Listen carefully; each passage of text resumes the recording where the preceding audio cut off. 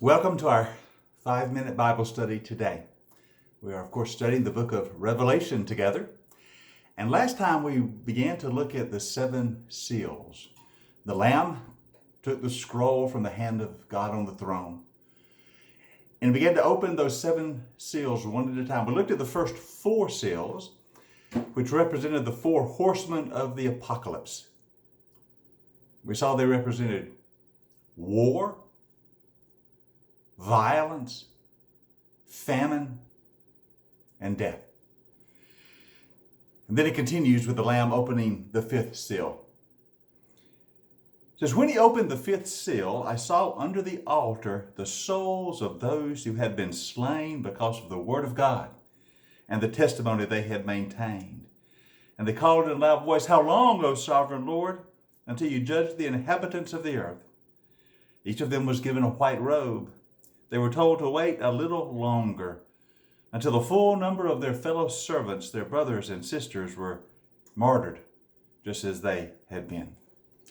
The 5th seal represents persecution. Throughout the history of the world, those who carry the name of Christ have from time to time endured this type of persecution, even martyrdom. And Jesus says this will continue up until the end.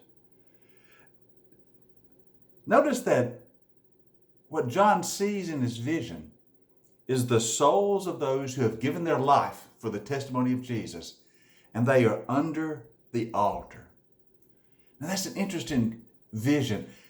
They are under the altar. What does that mean? I think it means a couple of things. One is that they had given their life on the altar of service to God. You know, when Jesus called us, he said, to follow me, you got to take a cross. You got to take a cross and follow. And for some, that is literally true, the way of martyrdom. These are those who have given their life on the altar, given their very lives in sacrifice for their testimony of Jesus. You know, oftentimes in our churches, we have an altar at the front where we ask people to come and dedicate their life to Jesus. And that's the same image here. These people have dedicated themselves on the altar. In their case, they crown that with their martyrdom. But also, the altar is a symbol of protection.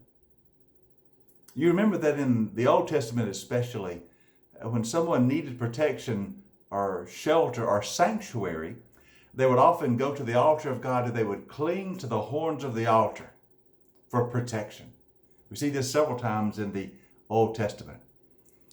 And so I think it's said that those whose lives are in Jesus are protected by his grace, even when they're required to give their lives in martyrdom.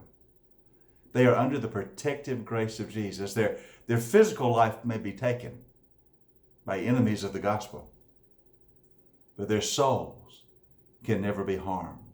For once we are in Jesus, we are utterly, utterly secure. So the altar represents the sacrifice we are sometimes called to make for our testimony about Jesus. But it also represents the fact that the protective grace of God keeps us. Our souls can never be threatened.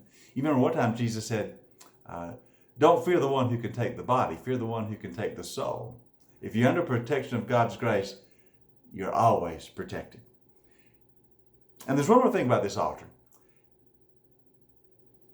In Old Testament times and in the New Testament times as well, actually, during the days of the temple, when a sacrifice was made on the altar, its blood would drain to the base of the altar.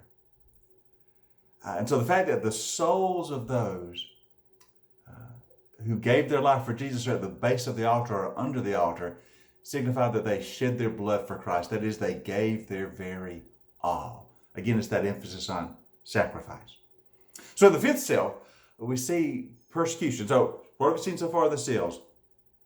Jesus says there'll be war, there'll be violence, there'll be famine, there'll be death, there'll be persecution.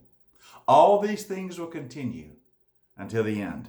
And then that brings us to the 6th seal. John says, I watched as the Lamb opened the 6th seal. There was a great earthquake. The sun turned black like sackcloth made of goat hair. The whole moon turned blood red. The stars fell to the earth as fig trees drop from the tree, as figs dropped from the fig tree. The heavens receded like a scroll being rolled up.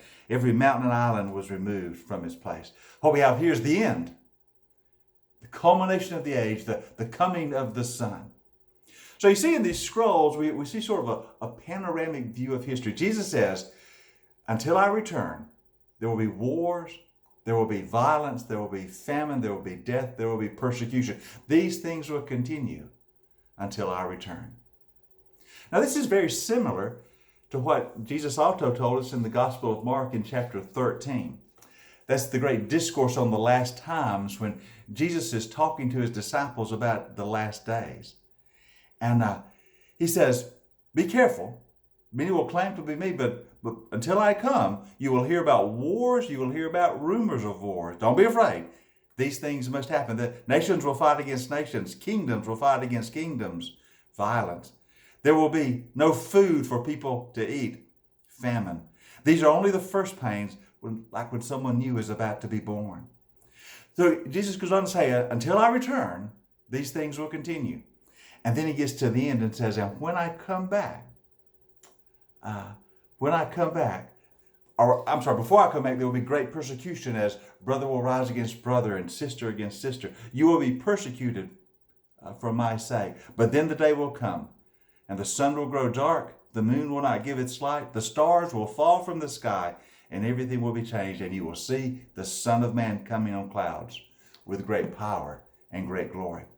So you see in Mark 13, when Jesus described the second coming, he used the same images we see in these seven seals. It says there'll be wars and rumors of wars. There'll be violence, there'll be famine, there'll be death, there'll be persecution. And these will continue until I return. The same thing in the seven seals. We see this panoramic view of history. Jesus says, expect this in this world. These things will be a part of the world until I return. So you be faithful to me until the day I come. Even if you're required to give your life for me, you'll still be protected by my grace. Be faithful to me until I return. The day is coming. The blessed hope of the church has always been that Jesus will return, and we will be faithful until then. All right, tomorrow we'll continue to look at Revelation chapter 7, what comes right after the seven seals. Hope you have a great day today. Hope you have a blessed day, and I'll see you next time.